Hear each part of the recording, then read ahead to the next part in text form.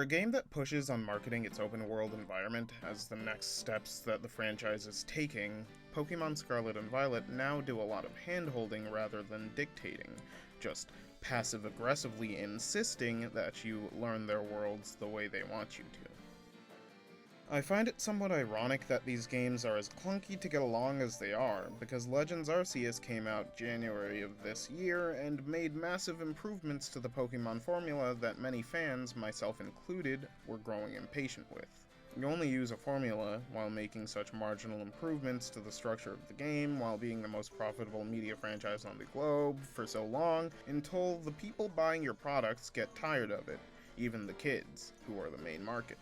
That's a lot of thoughts for one sentence. I think that Pokemon Scarlet and Violet could easily have been the best games in the series to date. They've got some of the best character designs the games have had in a while, great and varied music tracks instead of just sticking to the same battle theme per situation each game, and in addition, the mobility and ease of access that you get from the Ride Legendary are a treat, and there's all-around quality of life improvements that allow for a way more enjoyable experience. Unfortunately, there were a bunch of issues, ranging from tiny to glaring. Some didn't get in the way of the actual game at its core, but some were too giant to overlook. I don't have much of a problem with games being open world, but I do have a problem with a lot of their execution, especially when a really solid structure is visible beneath all of the roadblocks that screw up the momentum of my enjoyment, just to pad out time. Pokemon Scarlet and Violet boast the series' most ambitious adventure yet, in which you can set out on any of 3 paths containing full storylines. The marketing of this game and the general structure of an open world would lead you to believe that these are all a bit more self-contained to allow the player to freely swap between stories whenever they want to. With this structure, I imagined that the 2 largest hindrances to progression in-game would simply be removed for ease: Pokemon obedience and level-locked gyms. What I found was that the game keeps those things as a means of prodding the player towards achieving goalposts in a way that may be more beneficial to a standard playthrough, or as close to standard as possible for your general open world, but is fundamentally averse to the style of gameplay that open worlds are often created to support. Many saw this game, alongside Legends Arceus, as Pokemon's potential Breath of the Wild moment. The problem here is that Breath of the Wild actually puts the benefits of the open world structure into practice. There's the Great Plateau, the game's intro section, that takes approximately 1 to 4 hours to complete depending on how fast you're going. After you finish it, you can go straight for Ganon. Nothing in the game besides your actual skill is preventing you from taking him and anyone else on. That's the nature of a true open world game, letting you do what you want when and however you want to. All of the handholding in Pokemon is made so much worse by the fact that if you really want to be pointed in specific directions by the game, you can choose to ask Nurse Joy where to go. The foundations for a more freeform game with the choice in the player's hand are there, but the training wheels are still on. The game also proudly shows off its new customization settings. The character customization is the first thing that you see this time around, and it's great to see this aspect, especially coming hot off the trail that Sword and Shield blazed. Additionally, when it comes to character design, clothes and hair are not gender-bound, only pronouns. However, the clothes that you can actually buy are incredibly limited. You can only pick through variations of the school uniform, which begs the question, what was the point of making clothing more customizable if there was close to no creative control given to the player? All of this brings me to the most glaring issue with this game, the visuals. When I got up to walk around for the first time in this game, the frame rate dropped. When my trainer so much as breathes, jumps on their ride Pokemon, enters water, or even does one of this game's most highlighted features within the marketing push, terastallizing my Pokemon, the frames drop. Gameplay slows, and I switch cries for mercy as I feel it get warmer and warmer, whether or not it's handheld or docked. There's a bunch of failures on Game Freak's end here, and unfortunately, it feels like nothing is going to change soon.